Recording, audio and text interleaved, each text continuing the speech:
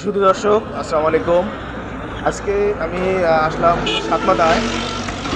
সাতমাথা থেকে মডার্ন মুখের যেটা রাস্তা, এই রাস্তার পাশে একটা দুর্ঘটনা ঘটে গেছে। এখানে একটা অটো এবং ট্রাক মুখোমুখি সংঘর্ষ হওয়ার পরে এখানে পুলিশ আসলো, আসিয়া জিনিসটা দেখলো, দেশিয়া মীমাংসা করে দিল এক প্রকার। অর্থাৎ অটোর মানে সব একেবারে সামনটা সম্পূর্ণ শেষ, শুধু পিছনে একটু আটকে আছে। অটোওয়ালার অবস্থা আশঙ্কাজনক। তবে সম্ভবত মুখোমুখি সংঘর্ষ হওয়ার কারণে অটোওয়ালার মাথায় একটু আঘাত লাগছে। এই যে এই ট্রাকটায় মারি দিছে, লোড ট্রাক। পরে ড্রাইভারের এটা কি ড্রাইভারকে কারণ হলো ড্রাইভার কোন ট্রাক, ট্রাক কোনটা, ট্রাক অটোওয়ালাকে নিজেই নিয়ে মেডিকেল চলে গেছে।